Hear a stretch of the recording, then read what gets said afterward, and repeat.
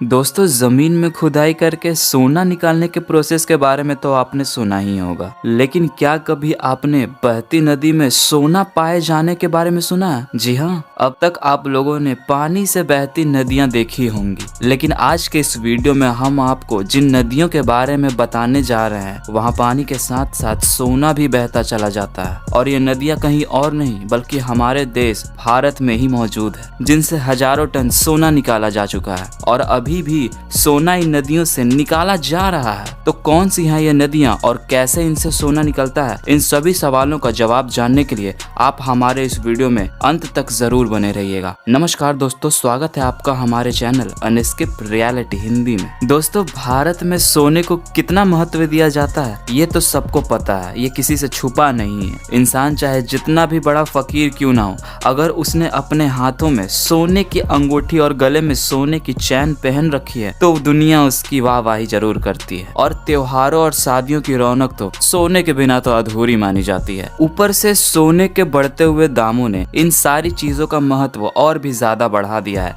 अगर देखा जाए तो हमारे देश में गोल्ड माइन से सोने का ज्यादातर हिस्सा आता है, लेकिन हमारे भारत में एक नदी ऐसी भी है जहां पानी के साथ सोना भी बहता है। इस नदी के अंदर मौजूद रेत में सोने के कण भी मिले हुए होते हैं और इसीलिए यह नदी आसपास के गांव वालों के लिए रोजगार का बहुत बड़ा साधन है। जहां रोज सुबह होते ही कई मजदूर नदी के आसपास इकट्ठा हो जाते हैं और नदी के पानी को छान कर उसमें से सोने के कण निकालना शुरू कर देते हैं। ये लोग आज से नहीं बल्कि सालों से काम कर रहे हैं और यही इनकी रोजी रोटी भी बन गई है। दोस्तों, सोने को उगलने वाली यह नदी झारखंड, वेस्ट बंगाल और उड़ीसा होकर गुजरती है। इस नदी में सोने के कण पाए जाने के कारण इस नदी का नाम स्वर्ण रेखा पड़ गया है। इस नदी की लंबाई 474 किलोमीटर है। स्वर्ण रेखा नदी रांची से 16 किलोमीटर दूर नगरी गांव में रानी चुआ नाम के जगह से निकलती है और उड़ीसा पश्चिम बंगाल से होते हुए बालेश्वर धाम के बगल से बंगाली खाड़ियों में जाकर गिरती है। इस नदी के एक सहायक नदी भी है जिसका नाम कटकरी है और उसमें भी सोने के कण पाए जाते हैं। वो नदी केवल 37 किलोमीटर लंबी है। लोगों का मानना है कि इस नदी के अंदर भी सोना स्वर्ण रेखा नदी से बहकर आता है। हालांकि इस बारे में लोगों की राय अलग अलग है। यहाँ रहने वाले स्थानीय निवासी और बच्चे हर रोज सोना ढूंढने के काम में निकल पड़ते हैं, लेकिन इन नदियों के पानी में सोने की मात्रा काफी ज्यादा कम होती है क्योंकि सोने के कण बहुत छोटे छोटे होते हैं, जिसकी वजह से यहाँ पर एक व्यक्ति हर महीने मुश्किल से 60 से 80 कण ही निकाल पाता है। कई दिनों तक तो उन्हें सोने के दर्शन भी नहीं होते।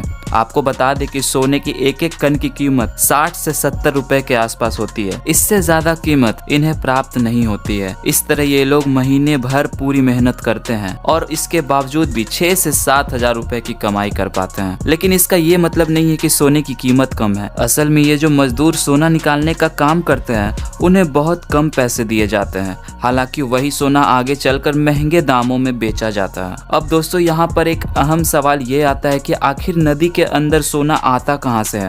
वैसे तो कई नदियों के पानी में मैग्नीशियम, सोडियम और दूसरे कई मिनरल्स पाए जाते हैं, लेकिन किसी नदी के अंदर सोना मिलने की घटना सबसे ज्यादा अलग है। असल में दोस्तों, ऐसा होने का सबसे बड़ा कारण लैंडस्लाइड है। इस इलाके की ज्योग्राफिकल लोकेशन की वजह से यहाँ पर कई बार लैंडस्लाइड्स हो चुके हैं, जिसके कारण पहाड़ों से चट्टानें आकर नदी के पानी में मिलती चली जाती हैं और इन्हीं चट्टानों में सोने के कण पाए जाते हैं। नदी के पास मौजूद चट्टानों में रिसर्च करने से यह मालूम चलता है कि इन चट्टानों में कुछ मात्रा में सोने के कण मौजूद है और नदी का पानी इन्हीं कणों को अपने साथ बहा कर ले जाता है। यही वजह है कि इस नदी के पानी में सोना बहता है। दोस्तों, ये दुनिया की एक लौती नदी नहीं है जो कि पानी के साथ सोना बहा कर लेके आती है। थाईलैंड में भी एक ऐसी नदी पाई जाती है जिसके पानी में लोग मछलियां पकड़ने नहीं बल्कि सोना लाने जाते हैं, जिसकी वजह से इस नदी का नाम गोल्ड माउंटेन रखा गया है। यह नदी साउथ थाईलैंड में बहती है और इसका एक हिस्सा मलेशिया के पास भी है। यह नदी के एक हिस्से में काफी मात्रा में कीचड़ जमा है और उसी कीचड़ में छुपा है सोना। यहाँ मौजूद कीचड़ में सोने के कई कण ढूंढे जा सकते हैं और इसी सोने की तलाश में